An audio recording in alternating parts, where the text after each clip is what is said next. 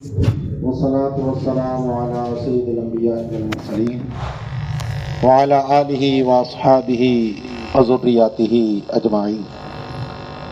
کتاب البیوع ہماری چل رہی ہے۔ باب السلم کا ایک درس ہمارا ہو چکا، اس کا یہ دوسرا درس ہے۔ تو سلم کی جو جواز کی شرائط ہیں ان کا بیان ہو رہا ہے۔ تو فرماتے ہیں وَبُرِّ قَرْيَةٍ بِعَيْنِهَا وَثَمْرِ نَخْلَةٍ مُعَيَّنَةٍ إِلَّا إِذَا كَانَتِ النِّسْبَةُ لِثَمْرَةٍ أَوْ نَخْلَةٍ أَوْ قَرْيَةٍ لِبَيَانِ الصِّفَةِ لَا لِتَعْيِينِ الْخَارِجِ كَقُمْحٍ مَرْجِيٍّ أو بلدي بديارنا فالمانع والمقتدي العرف فتح القدیر۔ اب کون سی چیزیں بیع سلم میں نہیں ہو سکتی؟ اس میں فرماتے ہیں کہ کسی خاص گاؤں کی گندم پر بیع سلم جائز نہیں ہے، کیونکہ ہو سکتا ہے کہ اس گاؤں میں کوئی آفات آ جائے، کوئی معاملہ ہو جائے جس سے اس گاؤں میں کوئی گندم پیدا ہی نہ ہو۔ اسی طرح کسی خاص درخت کی کھجور پر یا کسی خاص درخت کے پھل پر بھی بیع سلم نہیں ہو سکتی، کیونکہ یہ امکان موجود ہے کہ اس درخت پہ کوئی پھل ہی نہ لگے۔ تو اس لیے اس پر بیع سلم نہیں ہو سکتی۔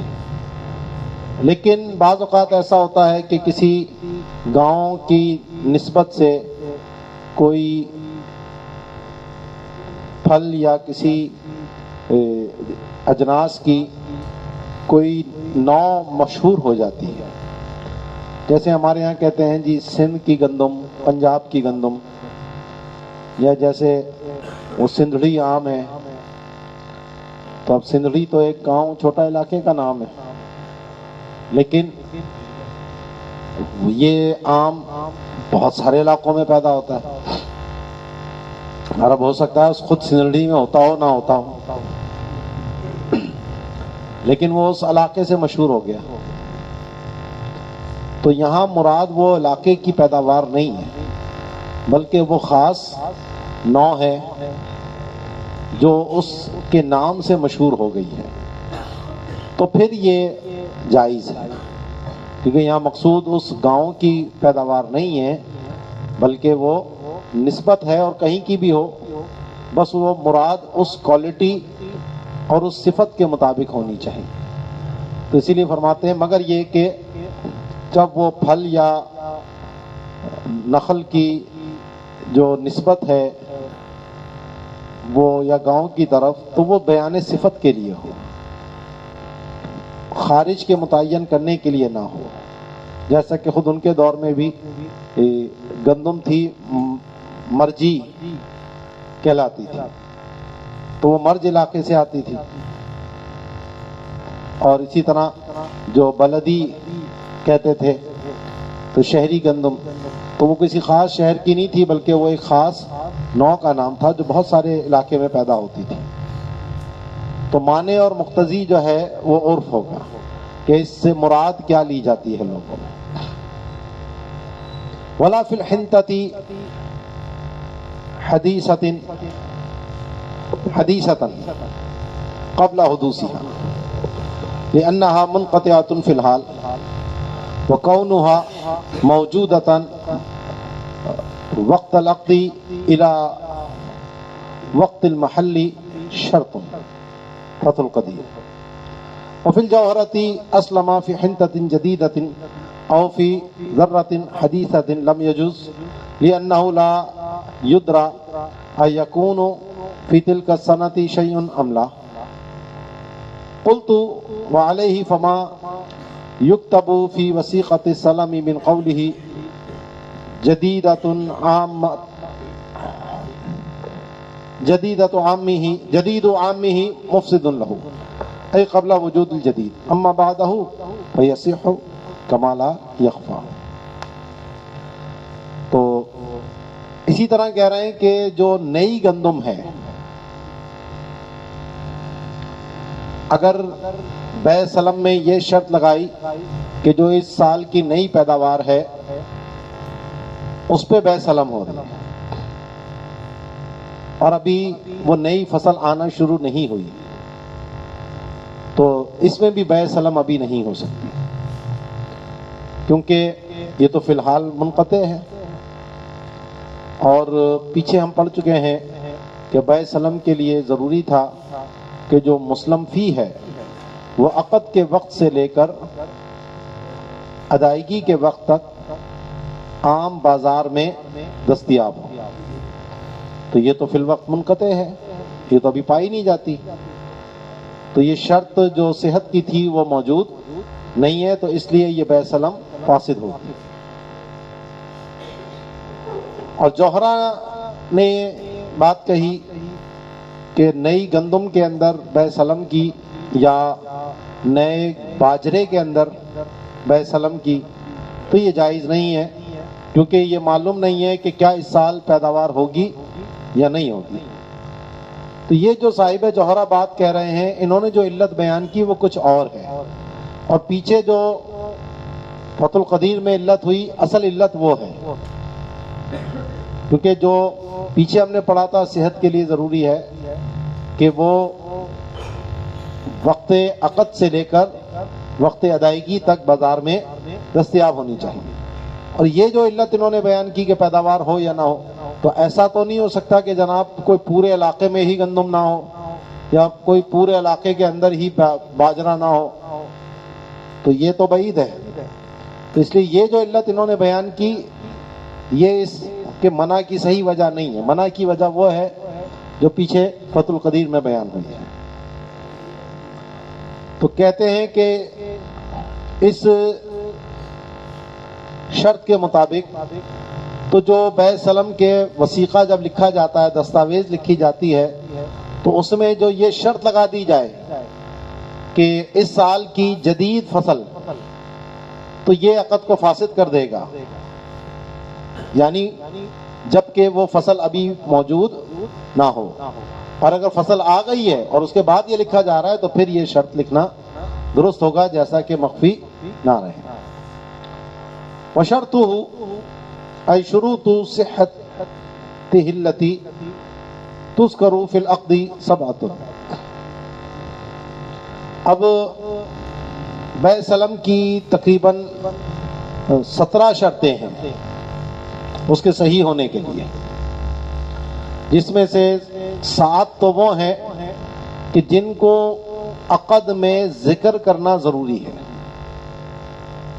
کہ اگر یہ عقد میں ذکر نہ کی جائیں تو اس سے عقد ہی فاسد ہو جاتا ہے. اور باقی کچھ شرطیں وہ ہیں کہ جن کا پایا جانا ضروری ہے، ذکر ضروری نہیں ہے. ٹھیک ہے، تو اس میں سب سے پہلے ہے بیان جنس،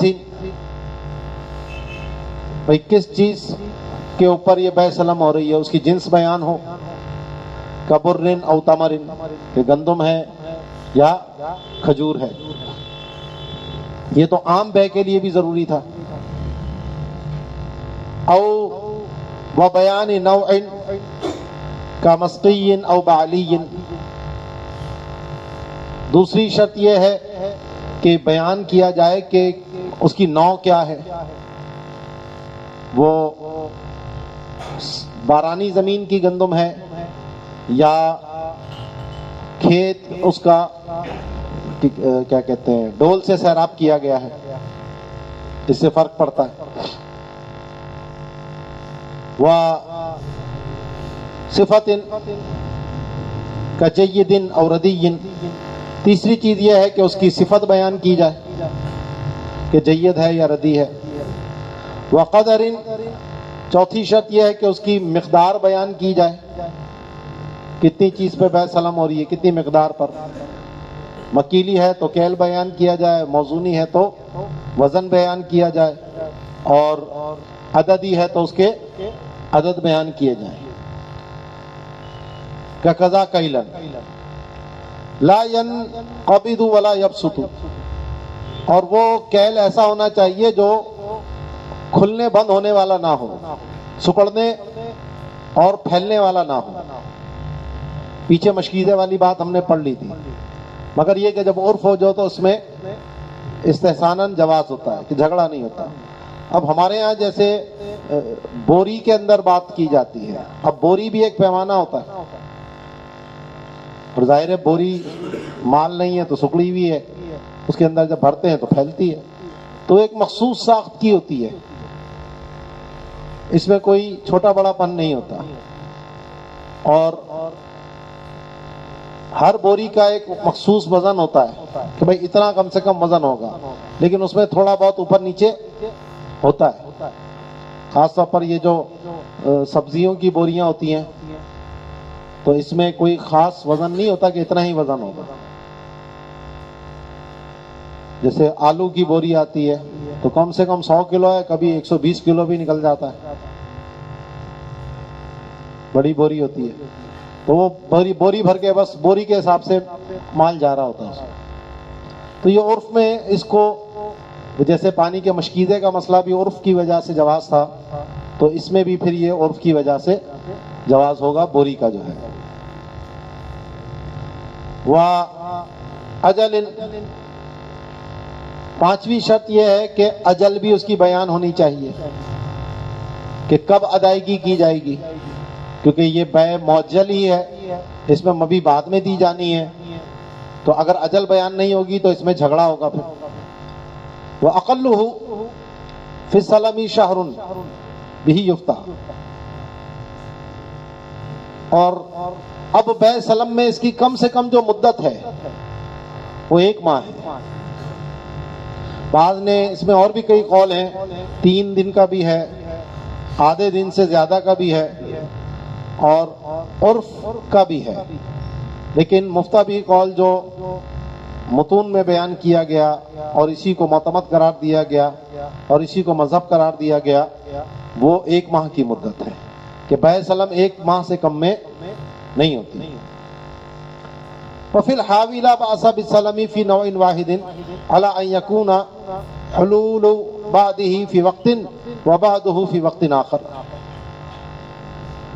ہاں ایسا ہو سکتا ہے کہ ایک ہی جنس کے اندر بیع سلم اس طرح ہو کہ اس کی ادائیگی مختلف اوقات میں قسط وار کی جائے. مثلا 100 من گندم کی بیع سلم ہے، بھئی 50 من جو ہے وہ آپ 1 مہینے بعد دیں گے، اور پھر دوسری 50 جو ہے آپ 2 مہینے بعد دیں گے، تو یہ جائز ہے. تو اس میں قسط وار جو ہے وہ مبی لی جا رہی ہے. تو اس کا جزیہ یہ حاوی کے حوالے سے انہوں نے ذکر کیا ہے کہ کوئی حرج نہیں ہے سلم کے اندر ایک ہی نوع، اس شرط پہ کہ بعض کی ادائیگی ایک خاص وقت میں ہوگی اور دیگر بعض کی پھر دوسرے وقت کے اندر ہوگی. اب جو پیچھے ہم نے یہ شرط پڑھی تھی کہ سلم کے لیے ضروری ہے کہ عقد کے وقت سے لے کر ادائیگی کے وقت تک اس کا مارکیٹ میں دستیاب ہونا چاہیے، وہ کیوں تھی، اس کا فائدہ یہاں نہ آئے گا. تو فرماتے ہیں وہ یبطل الاجل بموت المسلم الیہ لا بموت رب السلم فیؤخذ المسلم فیہ من ترکتہ حالا لبطلان الاجل بموت المدیون للدائن ولذا شرط دوام وجودہ لتدوم القدرۃ علی تسلیمہ بموتہ. کہ اگر مسلم الیہ یعنی بائع مر جاتا ہے تو اب یہ جو اجل ہے وہ باطل ہو جائے گی، اور اب یہ جو بھی ترکہ چھوڑ کر گیا ہے تو اس میں سے یہ مسلم فی جو ہے وہ لی جائے گی، اور رب السلم کے حوالے کی جائے، کیونکہ یہ دین ہے۔ اور آپ کو پتا ہے کہ جب مدیون کا انتقال ہو جائے تو اس کے جتنے بھی دیون ہیں وہ سب فوری طور پر واجب الادا ہو جاتے ہیں، کیونکہ جب تک وہ زندہ تھا، جب تک یہ اجل ہوتی ہے کہ وہ کما کر جناب اس میں سے ادا کر دے گا، لیکن اب جیسے ہی انتقال ہوا تو اب جو بھی وہ مال چھوڑ کر گیا ہے تو اب اس میں سے سب سے پہلے تجہیز و تکفین ہوتی ہے، پھر اس کے دیون ادا کیے جاتے ہیں۔ اب یہ فوراً جو اس کے مال ہے اس کے ساتھ حق متعلق ہو جاتا ہے۔ ورثہ کو یہ حق نہیں ہے کہ ہم دے دیں گے بعد میں آپ کو، ورثہ کا اس مال میں بھی کوئی حق نہیں ہے جب تک کہ یہ دو کام نہ کر لیے جائیں، تجہیز و تکفین اور وصیت بھی کوئی حیثیت نہیں رکھتی ہے ابھی۔ ہاں اب جو بچتا ہے اس میں اگر وصیت ہے تو 1/3 کے اندر وہ نافذ ہوگی، پھر جو بچے گا وہ ورثہ کے درمیان ہے۔ تو آج کل کے ورثہ یہ جو ظلم کرتے ہیں کہ جو دینا ہے وہ جی چکر لگاتے رہتے ہیں، پھر وہ بیچارے لوگ، اور اس کے مکان پہ بیٹوں نے قبضہ کر رکھا ہے، گاڑی پہ قبضہ کر رکھا ہے، وہ اپنا حق سمجھ رہے ہیں کہ جی ہمارے باپ کا مال ہے۔ تو باپ کا مال تو ہے، لیکن پہلے ورثہ سے پہلے جتنے بھی دائن تھے ان کا استحقاق ہے۔ تو مدیون کی موت سے اجل باطل ہو جاتی ہے، لیکن دائن کی موت سے جس نے لینا ہے وہ مر جائے تو اس سے اجل پہ کوئی فرق نہیں پڑتا، اب اس کے جو ورثہ ہیں وہ اس کے قائم مقام ہو جاتے ہیں، اور ان ورثہ کو اسی وقت ملے گا جب وہ اجل آئے گی۔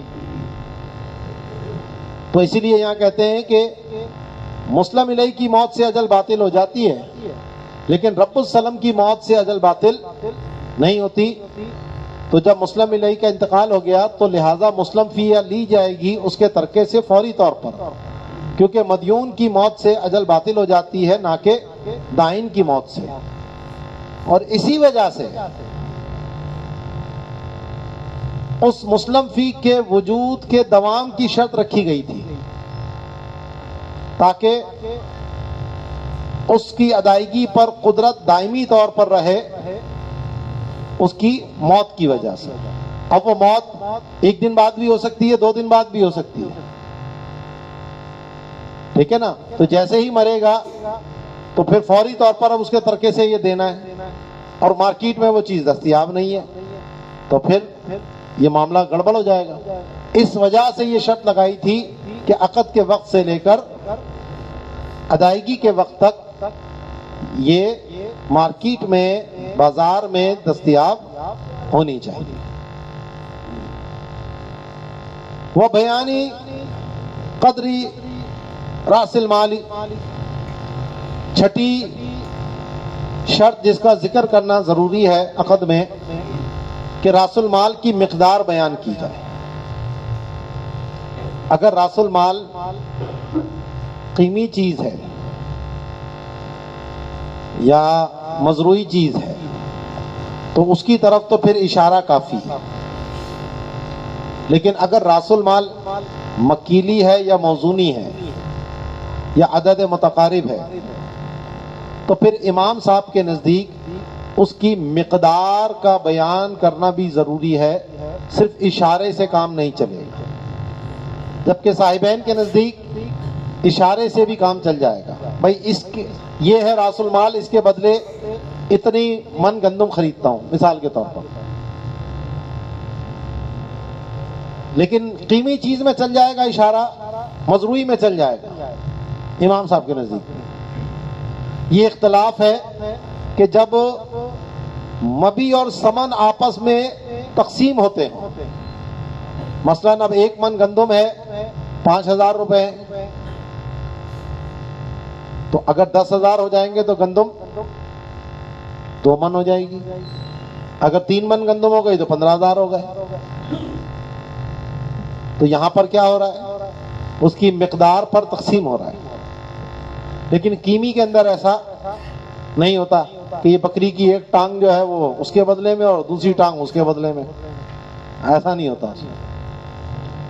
تو فرماتے ہیں چھٹی جو شرط ہے یہ مختلف فی ہے، یہ امام اعظم کے نزدیک ہے کہ راس المال کی مقدار بیان کی جائے، ان تعلق الاخذ بمقدارہ کما فی مکیل و موزون و عددی غیر متفاوت۔ ٹھیک ہے جی، یہ صورت میں ہے کہ اگر عقد کا تعلق اس کی مقدار کے ساتھ ہو، جیسا کہ مکیلی، موزونی اور معدودی، جس کے افراد میں فرق نہ ہو۔ واکتفیا بالاشارتی، اور صاحبین نے صرف اشارے پر اکتفا کیا کہ اشارہ کافی ہے، اس کی مقدار بیان ہونا ضروری نہیں ہے۔ کما فی مزروع و حیوان، جیسا کہ مزروعی چیز کے اندر اور حیوان کے اندر اشارہ کافی ہوتا ہے، یہ بالاتفاق ہے۔ امام صاحب کے نزدیک بھی یہاں اشارہ کافی ہے، تو وہ کہتے ہیں جی جہالت دور ہو گئی اشارے سے، اور کیونکہ یہ راس المال ہے اور راس المال میں تو فوری طور پہ قبضہ ہونا ہے، تو یہاں کوئی ایسی جہالت نہیں ہے کہ جو مفضی الی النزاع ہو سکے، یہ تو قبضہ ہو جائے گا، بات ختم ہو گئی، ملکیت میں آ گیا مسلم الیہ کی وہ۔ تو قلنا، تو ان کی دلیل کا یہ جواب ہے صاحبین کی کہ ربما لا يقدر ولا تحصیل المسلم فی ويحتاج الى رد راس المال، ابن الکمال، وقد ينفق بعده ثم يجد باقيه معيبا فيرده ولا يستبدله رب السلام في مجلس الرد فينفسخ العقد في المردود ويبقى في غيره فتلزم جہالت المسلم فيه فيما بقي ابن ملک ووجب بیانہ۔ تو یہ دو خرابیاں کہہ رہے ہیں کہ ہو سکتی ہیں، ایک ابن کمال پاشا نے بیان کی اور دوسری جو ہے وہ ابن ملک نے بیان کی۔ پہلا احتمال کیا ہے، وہ یہ ہے کہ جناب بعض اوقات یہ بھی صورت ہو سکتی ہے کہ رب السلم جو ہے وہ مسلم فی پر قادر ہی نہ ہو،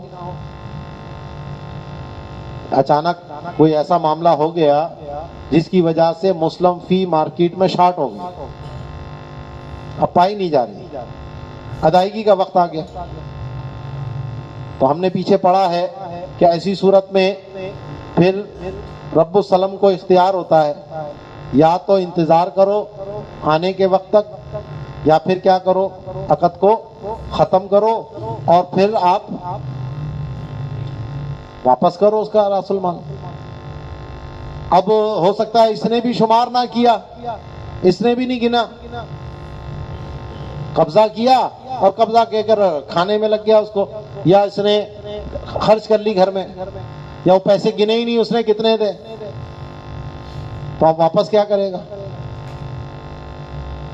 اب اس نے بھی نہیں گنے، اس نے بھی نہیں گنے، تو رد میں کیا ہوگا؟ پھر مسئلہ پیدا ہوگا۔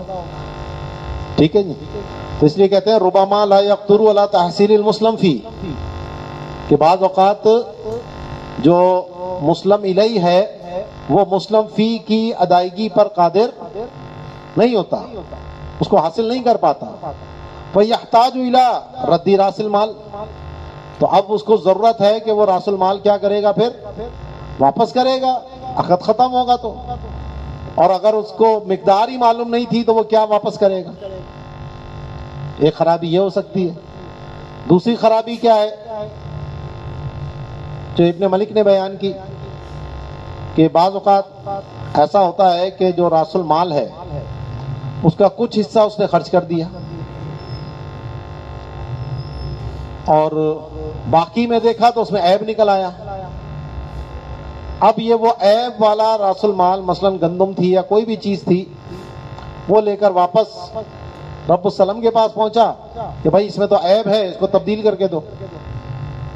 تو اب حکم یہ ہے کہ اسی مجلس میں اگر تبدیلی ہو جائے پھر تو بے سلم درست ہے. لیکن اگر اس نے وہ لے لی کہ ٹھیک ہے جی کل دے دوں گا آپ کو میں، تو اتنی مقدار میں بے سلم باطل ہو گئی، کیونکہ راس المال پر قبضہ ضروری تھا.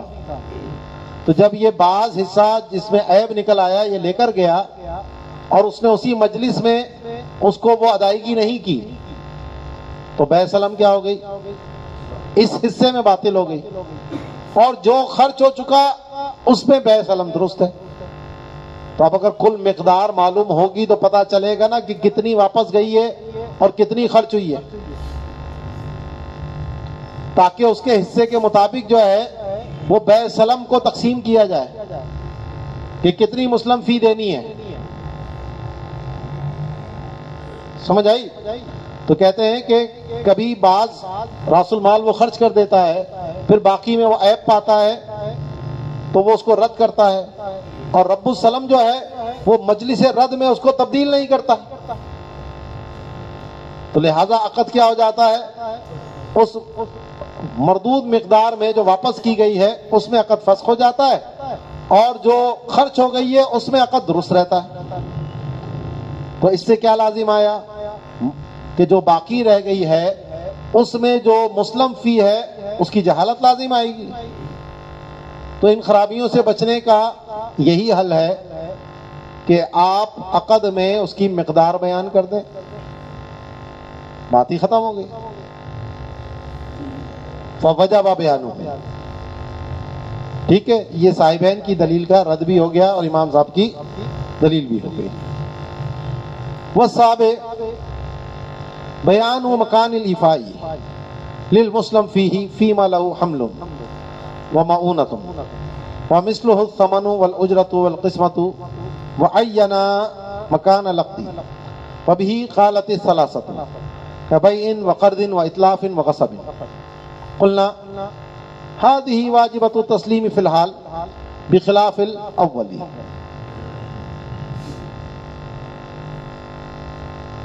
اب یہ 7ویں شرط ہے اور اس میں بھی اختلاف ہے امام صاحب کا اور صاحبین کا. امام صاحب کے نزدیک اگر مبی ایسی چیز ہے کہ جس کو اٹھانے میں کوئی مشقت ہوتی ہو یا کوئی اجرت دینی پڑتی ہو تو پھر کہاں پر ادائیگی کی جائے گی اس کا بیان کرنا بھی ضروری ہے، کیونکہ اس میں مشقت بھی ہے، اس میں پیسے لگ رہے ہیں. تو اب جو بائع ہے وہ چاہے گا کہ قریب سے قریب اپنی جگہ پہ دے دوں، اور مشتری صاحب چاہیں گے کہ زیادہ سے زیادہ کرایہ بچاؤں. تو یہ جھگڑا ہوگا اس میں. تو اس وجہ سے یہ ضروری ہے کہ کہاں پر ادائیگی کی جائے گی اس کو بیان کیا جائے.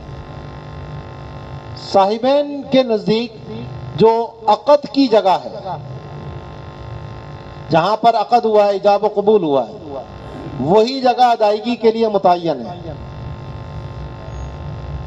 اس میں اگر کوئی بیان نہیں کیا کہ کہاں ادائیگی ہوگی تو جس جگہ پر عقد ہوا تھا اسی جگہ پر یہ ادائیگی کی جائے گی.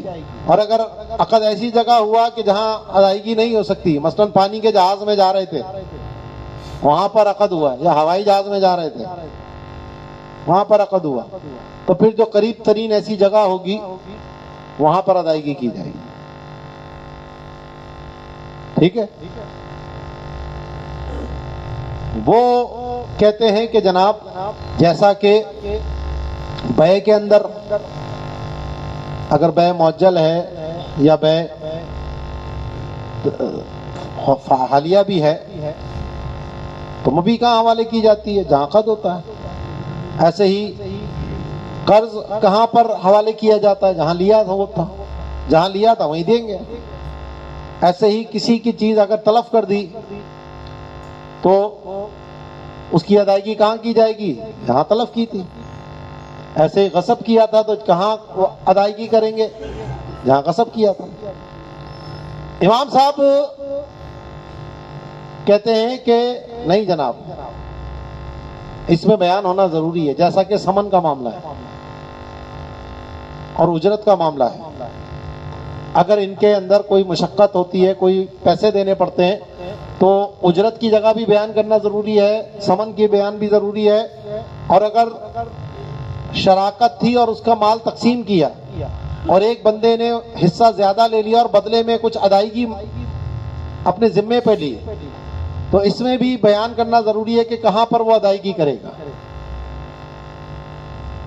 ٹھیک ہے جی۔ تو صاحبین کہتے ہیں کہ جیسا بے اور یہ ادھر ہو جائے، تو قلنا، تو اس کا جواب یہ دیا کہ جناب یہ جو آپ نے بے، قرض، اتلاف اور غصب کی دی ہیں، یہ تو فوری طور پر واجب الادا ہوتی ہے، لیکن جو پہلی صورت ہے وہ فوری طور پر واجب الادا، سمن معجل ہو سکتا ہے، اجرت بھی بعد میں دی جاتی ہے، اور تقسیم کا معاملہ بھی ایسا ہی ہے جس میں بے معجل ہوئی ہو ایک قسم کی، وہاں کہ جب اس نے زائد حصہ لیا ہے اور بدلے میں سمن دے گا، تو یہ وہی سمن والی صورت ہو گئی۔ اور اسی طریقے سے یہاں بے سلم کے اندر جو مبی دی جا رہی ہے وہ بھی معجل ہے، تو یہ فوری طور پر واجب الادا تو نہیں ہے۔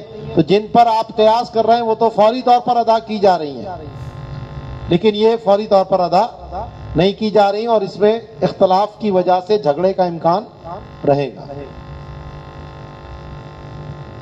شرط الإيفاء فی مدینۃ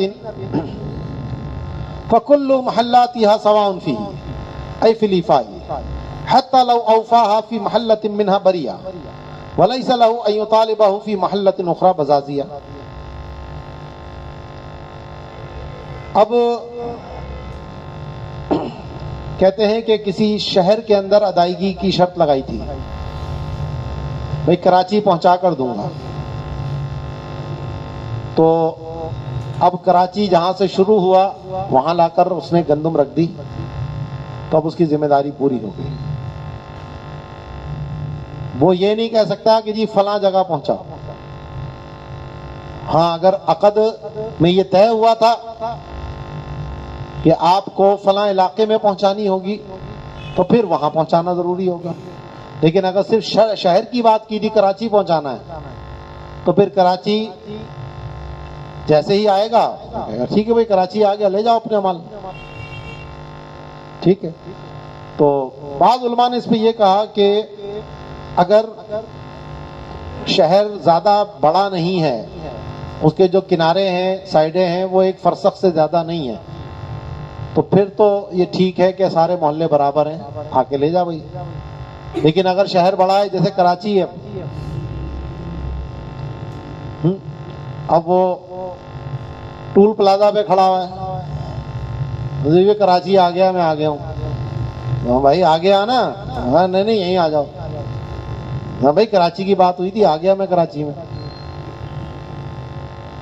تو اس لیے پھر محلے کا بیان بھی ضروری ہے۔ اور ہمارے یہاں عام طور پر اگر ٹرک سے مال منگایا جاتا ہے تو وہ ٹرک اڈے سے مال اٹھانا پڑتا ہے، عرف ہمارا یہ ہے۔ ٹرین سے منگایا جاتا ہے تو پھر وہ جو اسٹیشن ہے وہاں سے آ کے اٹھانا پڑتا ہے۔ لیکن اگر وہ پوری گاڑی آ رہی ہے تو پھر جہاں بات ہوتی ہے وہاں پر وہ آ کر گاڑی خالی کرتا ہے، ٹھیک ہے جی۔ وفیہا قبلہا شرط حملہ الی منزلہ بعد الإیفاء فی المکان المشروط لم یصح لاجتماع صفقتین الاجارۃ والتجارۃ۔ بزازیہ ہی میں اس سے پہلے یہ بیان کیا کہ اس نے یہ شرط لگا دی خریدار نے کہ آپ پہلے اڈے پر مجھے میرے حوالے کریں گے، پھر اڈے سے واپس میرے گھر پہ بھی پہنچائیں گے، تو یہ شرط درست نہیں ہے، کیونکہ اس میں دو صفقے جمع ہو رہے ہیں۔ ایک تو بے سلم ہوئی وہاں تک اڈے تک، پھر اڈے سے اٹھا کر گھر تک لے کے جانا، تو یہ کیا ہے؟ اجارہ ہے، اور آپ کو پتا ہے ایک عقد میں دوسرا عقد مشروط نہیں ہو سکتا، ٹھیک ہے جی۔ ادائیگی کی شرط کی بات ہو رہا ہے. اگر پہلے یہ تھا کہ بھئی آپ کو ناظم آباد کی فلاں مکان پر یہ چیز پہنچانی ہے تو یہ ٹھیک ہے. یہ جو منع ہو رہا ہے وہ صورت میں ہے کہ پہلے ایفا کی جگہ پر ایفا ہوا، پھر وہاں سے اٹھا کر اس کے گھر لے کر آیا، تو یہ دو عقد ہو رہے ہیں. لیکن اگر ابتدا ہی میں طے یہ تھا کہ جی وصولیابی اپنے گھر پہ ہی کروں گا تو پھر یہ ایک ہی عقد ہے. سمجھ آئی بات؟ یہ بیان ضروری ہے. تو کہتے ہیں کہ شرط حملہ الی منزل بعد الایفا، یہ بعد الایفا ضروری ہے کہ شرط لگائی تھی کہ اٹھا کر لے جائے گا اس کے گھر تک ادائیگی کے بعد مکان مشروط کے اندر.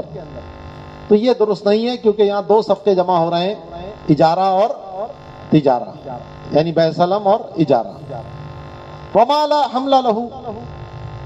اچھا اگر مبی ایسی چیز ہے کہ جس کو اٹھانے میں کوئی مشقت نہیں ہوتی، تھوڑی سی کیا کہتے ہیں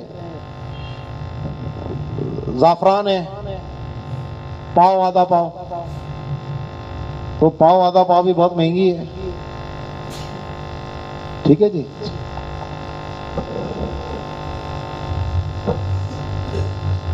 یا اور کوئی ایسی چیز ہے جو ہلکی ہے جو جیب میں آ جائے گی، کا مسکن و کافور و صغار لؤلؤ لا یشترط فیہ بیان مکان الایفاء اتفاقا. تو یہاں پر ایفا کے مکان کا بیان لازم نہیں ہے اور اس پر سب کا اتفاق ہے، امام صاحب کا بھی اور صاحبین کا بھی. وَيُوَفِّيهِ حَيْثُ شَاءَ فِي الْأَصَحِّ. اب یہ ادائیگی کہاں کرے گا؟ تو اس میں بھی پھر دو قول ہیں. ایک تو یہ ہے کہ جہاں چاہے ادا کر دے، اصح قول میں. وصححہ ابن الکمال مکان العقد. اور ابن کمال پاشا نے عقد کی جگہ کو درست قرار دیا کہ یہ ادائیگی جو ہے اسی جگہ پر ہوگی جہاں پر عقد ہوا تھا. وَلَوْ عَيَّنَ فِي مَا ذُكِرَ مَكَانًا تَعَيَّنَ فِي الْأَصَحِّ. اور یہ اس صورت میں ہے کہ جب کسی مکان کا ذکر نہ کیا ہو عقد میں، کیونکہ اگر عقد میں ذکر کر دیا کہ فلاں جگہ پر یہ چیز آپ مجھے دیں گے تو پھر تو وہ مکان متعین ہو جائے گا، اور اگر متعین نہیں کیا تو پھر جہاں چاہے دے دیں. اب یہ مشتری کا قصور ہے کہ اس نے جگہ متعین کیوں نہیں کی، تو اسی لیے فرماتے ہیں وَلَوْ عَيَّنَ فِي مَا ذُكِرَ مَكَانًا، کہ ان صورتوں میں اگر اس نے کوئی جگہ متعین کر دی تو پھر وہ اصح قول کے مطابق متعین ہو جائے گی. لِأَنَّهُ يُفِيدُ سُقُوطَ خَطْرِ الطَّرِيق. کیونکہ اگر کوئی شرط ایسی ہے جس کا کوئی فائدہ نہ ہو تو وہ لغو ہو جاتی ہے. تو اب جب اس کے لیے کوئی حمل اور مشقت نہیں ہے تو بعض نے کہا بھائی پھر کہیں پہ بھی دے دے تو مکان متعین کرنے کی کیا ضرورت ہے. لیکن مکان متعین کرنے کا فائدہ ہے کہ اگر راستے میں ڈکیتی پڑ گئی تو وہ کس کی ہوگی؟ جب تک کہ قبضہ نہیں لیا تو بھائی کی ہے، اور قبضہ لے لیا تو اسی لیے کہتے ہیں کہ اس میں فائدہ ہے کہ وہ راستے کے جو خطرہ ہے وہ مشتری سے ساقط ہو گیا، وہ ابھی بھائی کے اوپر ہی ہے جب تک کہ وہ حوالے نہیں کرتا. وبقیہ من الشروط. اب یہ وہ شروط ہیں کہ جن کا پایا جانا ضروری ہے. پیچھے جو تھا اس کا ذکر ضروری تھا، تو یہ 8ویں شرط ہے کہ قبض راس المال ولو عینا قبل الافتراق بابدانہما وان نام او سار فرسخا او اکثر ولو دخل لیخرج الدراہم ان توارى عن المسلم الیہ بطلا وان بحیث یراہ لا وصحت الکفالۃ والحوالۃ والارتہان براس مال السلم وزادیہ. اب کہتے ہیں کہ راس المال پر قبضہ ہو جائے دونوں کے جدا ہونے سے پہلے،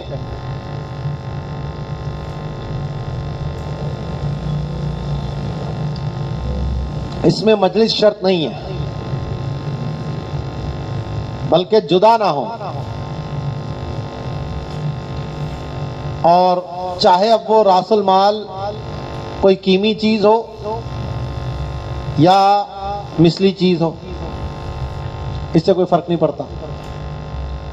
قبل الافتراق، یہاں قبل المجلس نہیں ہے، اور افتراق سے مراد بھی ابدانہما،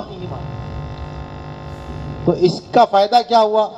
وَإِن نَامَا، دونوں بیٹھے بیٹھے وہیں سو گئے، پھر جاگے لے وہی اپنی چیز لے، او سارا فرسخن، یا دونوں چل رہے ہیں وہ بھی ساتھ ساتھ چل رہے ہیں دونوں، تو مجلس تو تبدیل ہو رہی ہے، لیکن ابھی بیع فاسد نہیں ہوئی، درست ہے، کیونکہ دونوں جدا نہیں ہوئے۔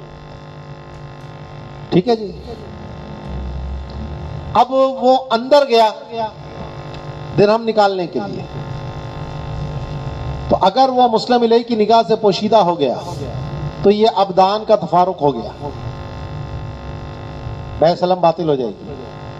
اور اگر نظر آ رہا ہے، اندر سے دکھ رہا ہے کہ ہاں یہ رہا وہ رہا بندہ، تو پھر یہ تفارق ابدان نہیں ہے، کیونکہ یہ بدن سے بدن کی، یہ تھوڑی کہ جو ملا کے بیٹھے ہوئے ہوں گے دونوں، بھائی فاصلہ تو تھوڑا بہت ہوتا ہی ہے نا، تو اس کو تفارق ابدان نہیں مانا جاتا جب بندہ ایک دوسرے کو دیکھ رہا ہوتا ہے۔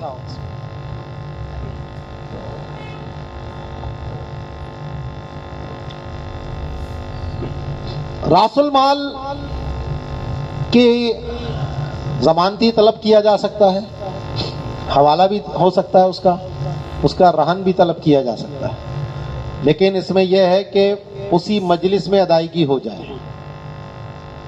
راس المال کا ضمانتی طلب کیا تو ضمانتی نے اسی مجلس میں دونوں کے جدا ہونے سے پہلے وہ ادا کر دیا، یا حوالہ کیا اور جس پہ حوالہ ہوا اس نے فوری طور پہ آ کے ادا کر دیا دونوں کے جدا ہونے سے پہلے، تو بیع سلم ٹھیک رہے گی۔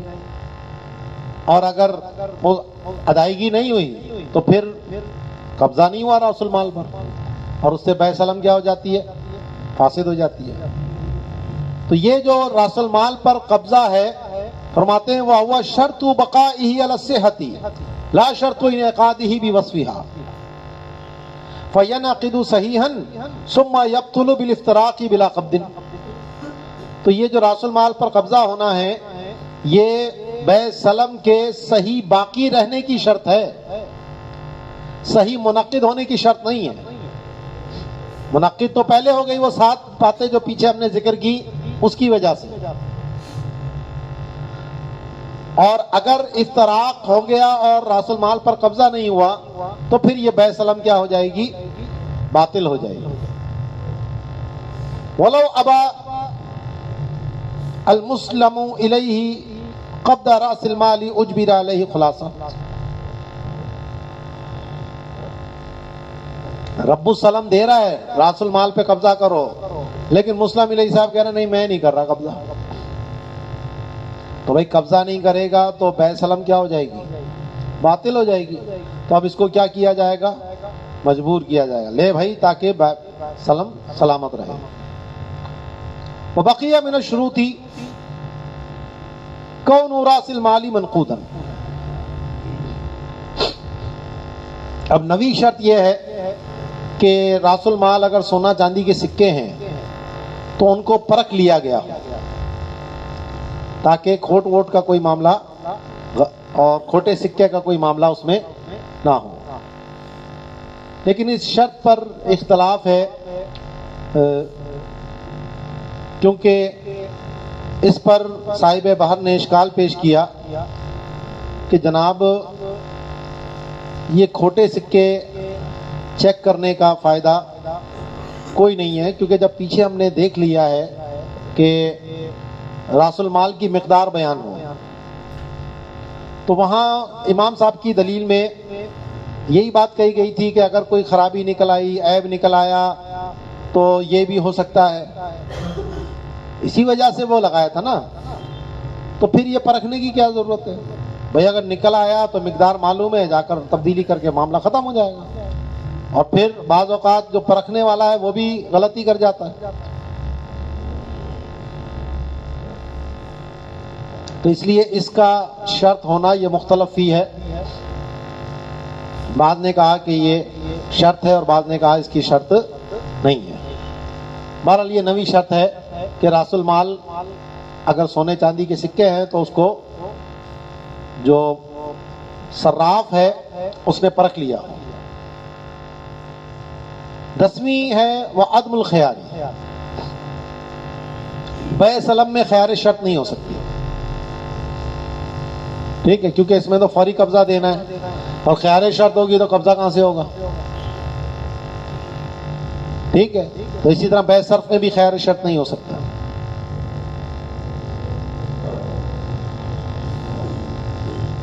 گیارہویں ہے وَأَنْ لَا يَشْمُلَ الْبَدْلَيْنِ إِحْدَى عِلَّتَيِ الرِّبَا وَهُوَ الْقَدْرُ الْمُتَّفِقُ أَوِ الْجِنْسِ لِأَنَّ حُرْمَةَ النَّسَاءِ تَتَحَقَّقُ بِهِ. کہ جو بیع سلم کے دونوں بدل ہیں، یعنی راس المال اور مسلم فی، وہ دونوں ایک جنس نہ ہوں، اور اسی طرح دونوں مکیلی یا دونوں موزونی نہ ہوں. کیونکہ آپ کو معلوم ہے باب الربا ہم نے پڑھ لیا ہے کہ اگر ربا کی ایک علت پائی جائے تو ادھار حرام ہو جاتا ہے، اور بیع سلم تو ہوتی ہی ادھار ہے. تو اگر دونوں طرف کیل ہے، راس المال بھی مکیلی ہے اور مسلم فی بھی مکیلی ہے، تو ان میں بیع سلم نہیں ہو سکتی. قدر متفق کی بات ہم نے وہاں پڑھی تھی.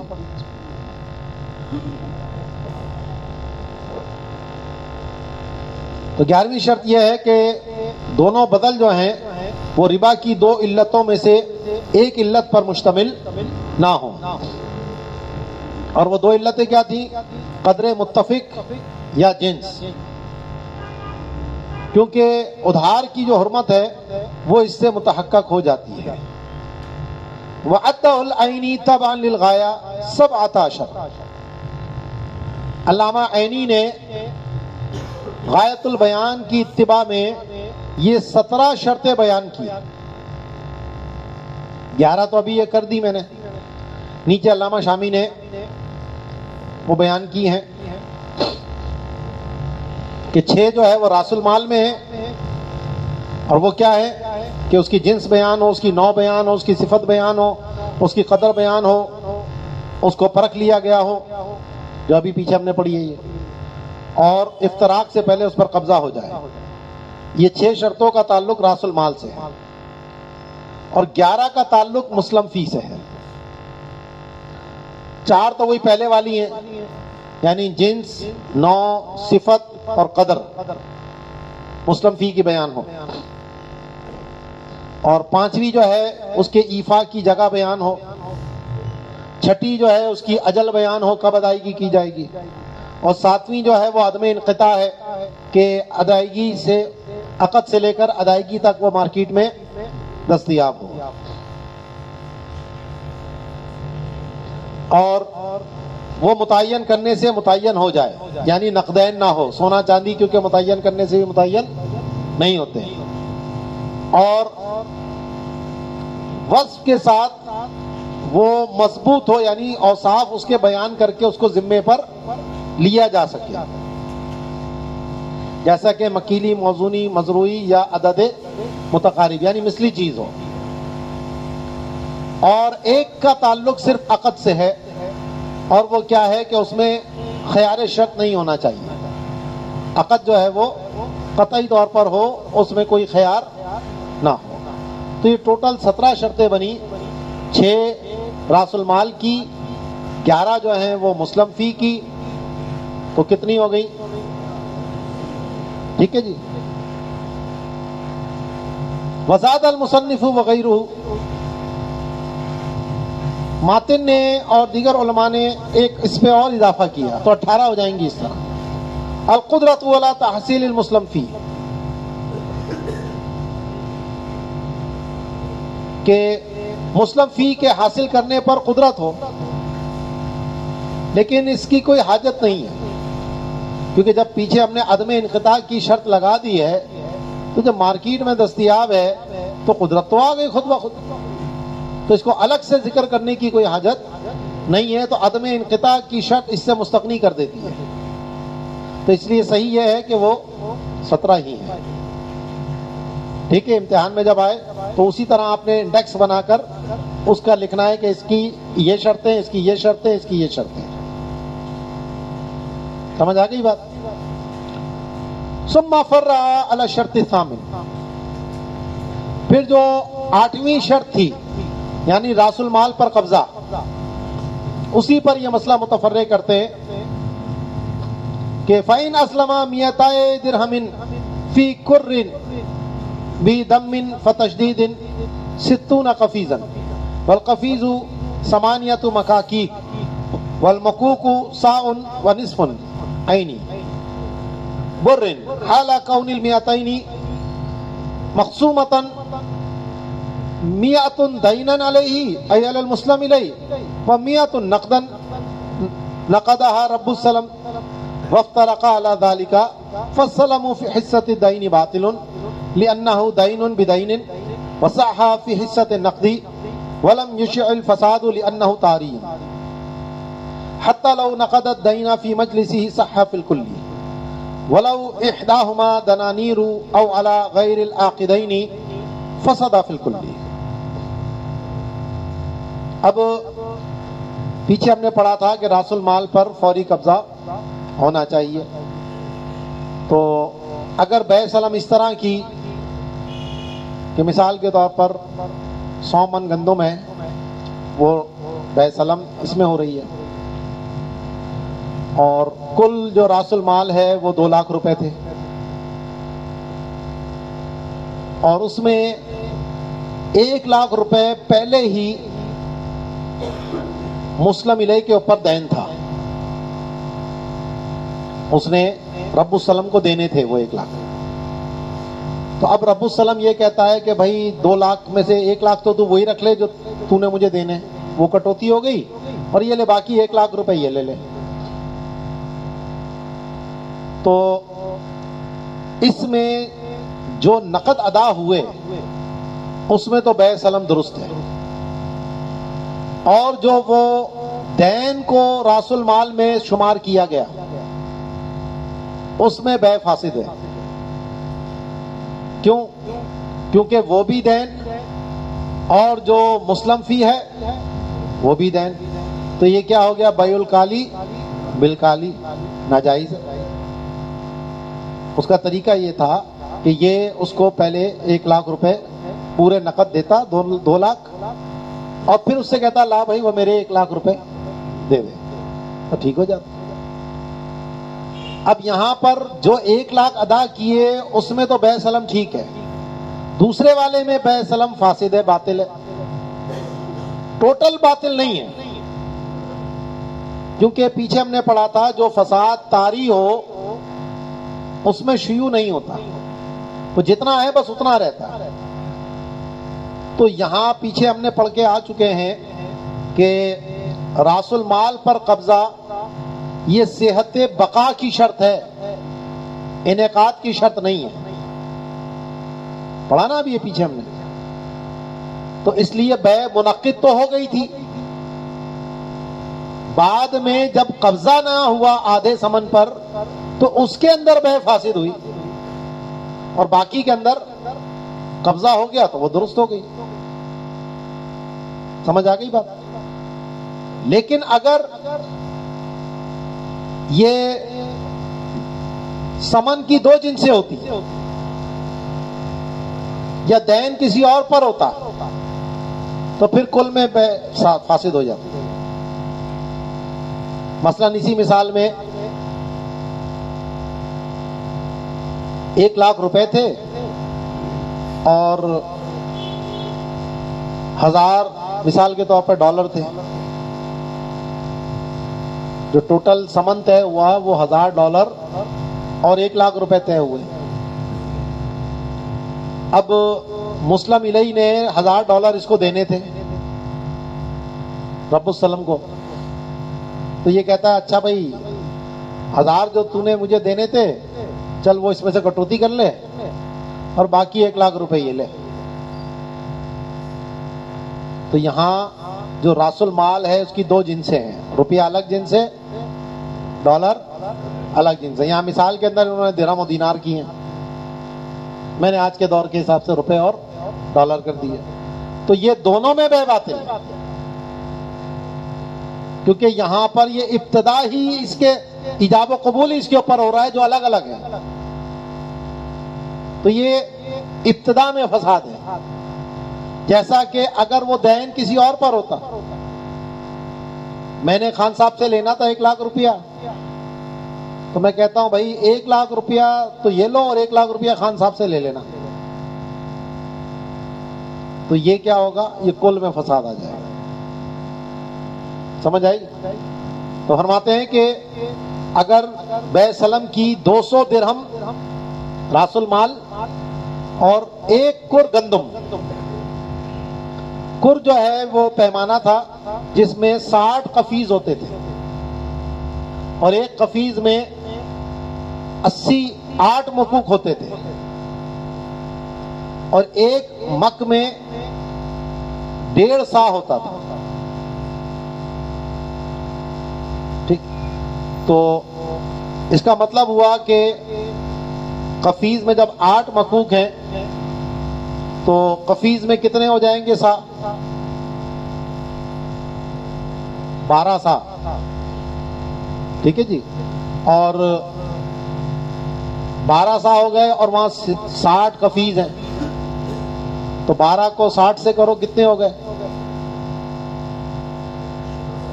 12 چھک 72، 720 سا. تو 720 سا کا جو ہے وہ 1 کر ہوتا تھا، اور 1 سا جو ہے وہ 3 کلو اور 150 گرام کا ہوتا ہے. 270 تولے کا 1 سا ہوتا ہے، اور 1 تولہ جو ہے وہ 11.664 گرام کا ہوتا ہے. تو وزن نکال لو آپ خود ہی. تو 200 درہم ہے راس المال، اور مسلم فی ہے 1 کر گندم. اس حال میں کہ وہ جو 200 درہم ہیں وہ تقسیم کیے گئے کہ 100 تو دین تھے اس کے اوپر یعنی مسلم علیہ پر، اور 100 نقد تھے جو رب السلم نے نقد ادا کر دیے، اور دونوں اسی پر جدا ہو گئے. تو جو دین کے حصے میں سلم ہے وہ باطل ہے، کیونکہ دین کے بدلے دین کا معاملہ ہوا، اور نقد کے اندر بے درست ہے، اور فساد یہاں پھیلے گا نہیں کیونکہ یہ طاری ہے، بعد میں ہوا ہے، ابتدائی عقد میں نہیں تھا. کیوں نہیں تھا؟ کیونکہ پیچھے ہم نے بتا دیا کہ یہ قبضہ جو ہے یہ صحت بقا کی شرط ہے. یہاں تک کہ اگر دین کو مجلس میں ہی ادا کر دیا تو پھر کل میں صحیح ہو جائے گی، اور اگر ان میں سے دونوں یعنی جو راس المال تھا دینار ہو، یعنی 1 درہم اور 1 دینار، یا غیر عقیدین پر ہو، تو پھر کل میں فساد آ جائے گا. ولا يجوز التصرف للمسلم الیہ فی رأس المال ولا لرب السلم فی المسلم فیہ قبل قبضہ. اب آپ کو پتا ہے کہ منقولی چیز پر جب تک کہ قبضہ نہ ہو اس میں آگے کسی قسم کا تصرف کرنا جائز نہیں ہوتا. تو راس المال پر جب تک مسلم علیہ قبضہ نہ کرے وہ اس میں تصرف نہیں کر سکتا. اور اسی طرح جو مسلم فی ہے جب تک رب السلم اس پہ قبضہ نہ کرے اس میں بھی وہ کسی قسم کا کوئی تصرف نہیں کر سکتا. راس المال پر تو اس لیے کہ یہ حق شرع ہے کہ قبضہ کرنا اس وقت شرط قرار دیا گیا کہ مجلس میں ہی دونوں کے جدا ہونے سے پہلے قبضہ ہو جانا چاہیے. تو اگر یہ پہلے ہی تصرف کر رہا ہے اس میں قبضے سے پہلے تو حق شرع فوت ہو رہا ہے. اور مسلم فی کے اندر تو منقولی چیز ہے، اور منقولی چیز میں ہم پیچھے پڑ چکے ہیں کہ جب تک کہ اس پہ قبضہ نہ ہو عام بے کے اندر بھی اس کے اندر تصرف کرنا جائز نہیں ہوتا. تو اس لیے یہاں پر یہ دونوں کے اندر پابندی ہے. مسلم الیہ کے لیے بھی ہے کہ راس المال میں تصرف نہیں کر سکتا، اور رب السلم کے لیے ہے کہ وہ مسلم فی میں تصرف نہیں کر سکتا. کس قسم کا تصرف؟ بنحوی بیع، کہ اس کو بیچ دے، وشرکت، یا کسی کو اپنے ساتھ شریک ٹھہرائے، بھائی یہ میں نے بیع سلم کی ہے، یہ مسلم فی مجھے ملنی ہے 100 من گندم، تو ایسا کر 50 کے پیسے مجھے دے دے اور میرے ساتھ شریک ہو جا. تو یہ شرکت بھی، کیونکہ یہ بھی بیع ہوگی. اسی طرح نہ مرابحہ کر سکتا ہے نہ تولیہ کر سکتا ہے. جب بیع نہیں ہو سکتی تو یہ دونوں بھی نہیں ہو سکتی، اسی کی انواع ہیں. وَلَوْ مِمَّنْ عَلَيْهِ، خود مسلم الیہ سے بھی نہیں کر سکتا. جیسے پیچھے بھی ہم نے وہاں پڑھا تھا کہ اگر خود بائع سے قبضے سے پہلے اس کو بیچے تو یہ کیا ہوگا؟ اقالہ کہلاتا ہے.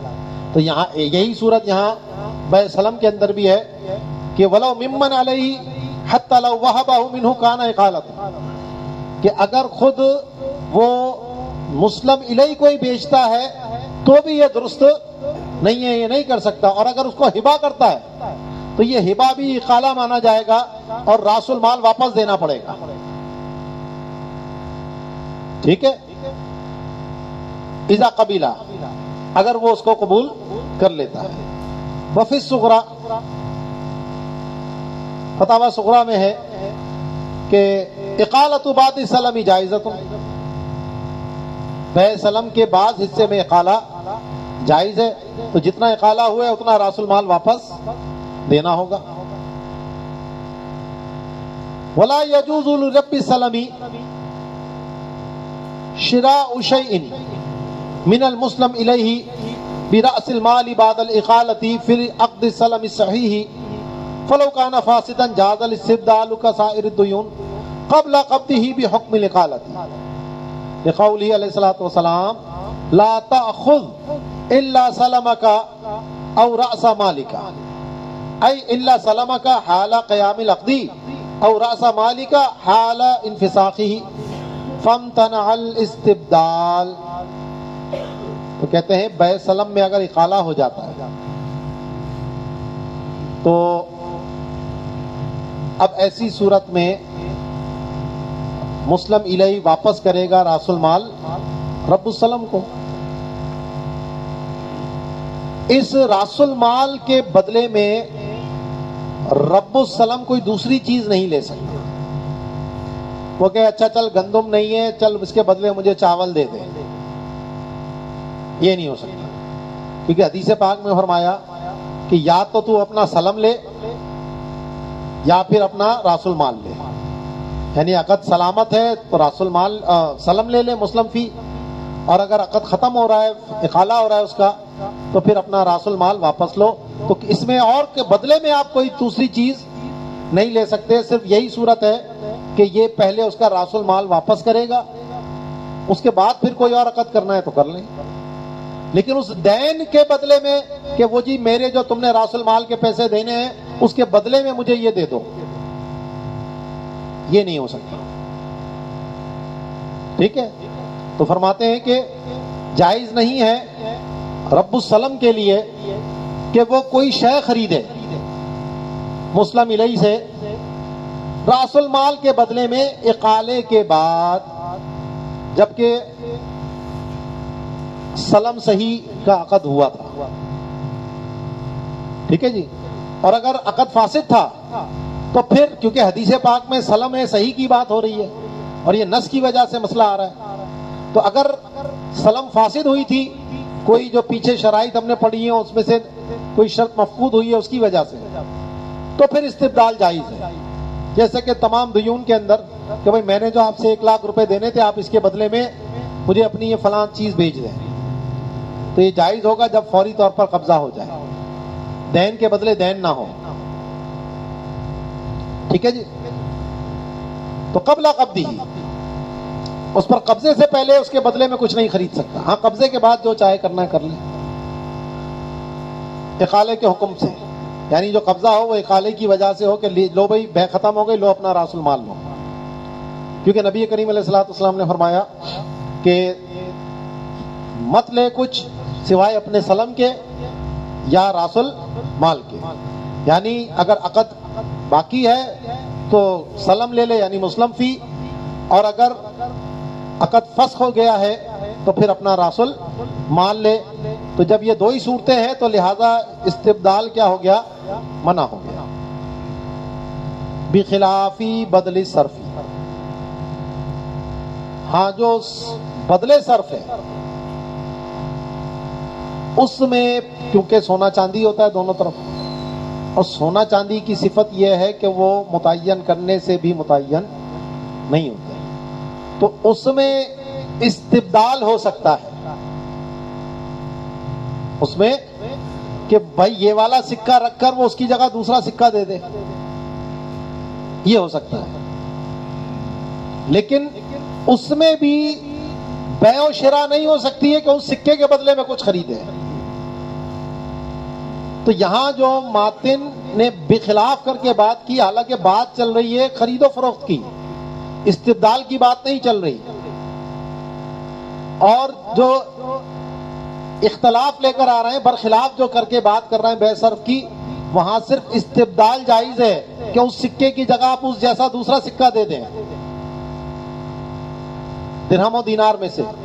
کیوں؟ کیونکہ وہ متعین کرنے سے بھی متعین نہیں ہوتے. وجہ یہ ہے وہاں پر.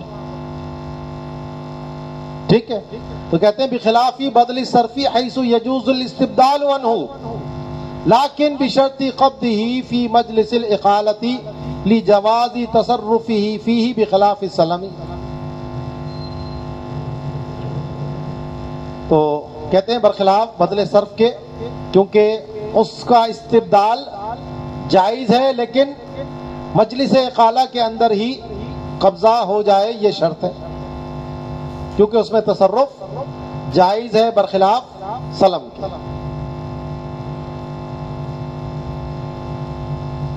ولو شر المسلم الیہ فی کرن وامر مشتریا ای رب السلم بقبضہ قضاء اما علیہ لم یصح للزوم الکیل مرتین ولم یوجد. وصح لو كان الكر قرضا وامر مقرضه به لانه اعارة لا استبدال كما صح لو امر المسلم اليه رب السلام بقبضه منه له ثم لنفسه ففعل فاقتاله مرتين لزوال المانع. اب اس مسئلے کا تعلق وکیلی اور موزونی چیز کے اندر جو حدیث پاک میں فرمایا کہ اس میں جائز نہیں ہے تصرف جب تک کہ دو سا جاری نہ ہو جائے، ایک بائع کا سا اور دوسرا مشتری کا سا. تو وہ نص جو ہے یہ بیع سلم کے بارے میں تھی. وہ کیا تھی کہ اگر بیع سلم ہوئی کسی مکیلی یا موزونی چیز پر اور مسلم الیہ نے بازار سے مثلا گندم کیل کے اوپر ہوئی تھی، اس نے وہ کیل کر کے خریدی اور آگے حوالے کر دی اس نے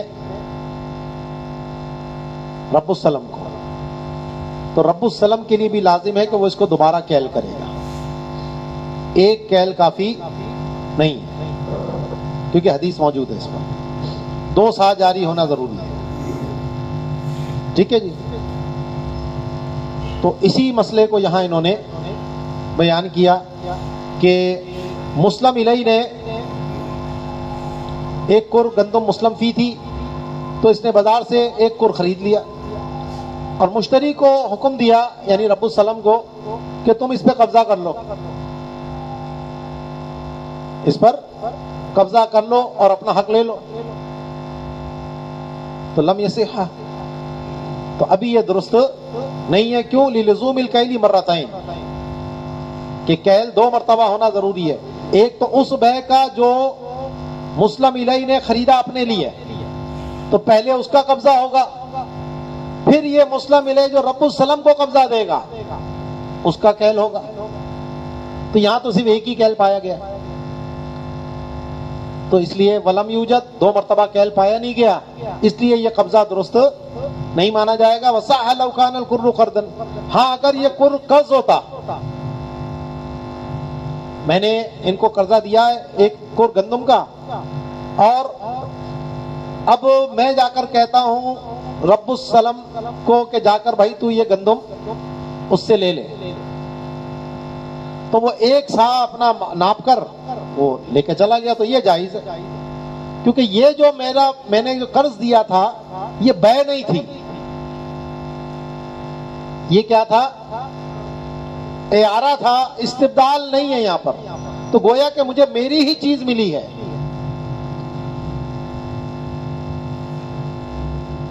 تو فرماتے ہیں کہ درست ہے اگر قرض تھا اور مقرض نے، قرضہ دینے والے نے حکم دیا اس کا کہ جا کر میری طرف سے تم قبضہ کر لو جو میں نے آپ کو بے سلم کے قرض دینا تھا، کیونکہ یہ قرض جو ہے یہ اعارہ ہے، استبدال نہیں ہے، اس پہ بے کے احکام لاگو نہیں ہوتے.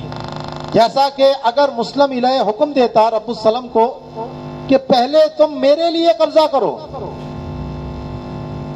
ٹھیک ہے، اور پھر اپنے لیے قبضہ کرو، یعنی پہلے 1 دفعہ کیل میرے لیے کر لو تو وکیل بن کر قبضہ ہو گیا، ٹھیک ہے، اب یہ مالک ہو گیا، اور پھر کہتا ہے اپنے لیے کیل کر لو. تو 2 مرتبہ کیل اگر ہو جائے ففعل فاقتعلہ مرتين، تو اس نے 2 مرتبہ ماپ لیا، تو پھر یہ درست ہے لزوال المانع، کیونکہ یہ مانع دور ہو گیا. امرہ ای المسلم الیہ رب السلم ان یکیل المسلم فی ظرفہ، فقالہ فی ظرفہ ای وعاء رب السلم بغیبتہ لم یکن قبضا، اما بحضرتہ فیسیر قابضا بتخلیتہ. اب یہ مسئلہ ایک اور بیان ہوا کہ یہ قبضہ کیسے ہوگا.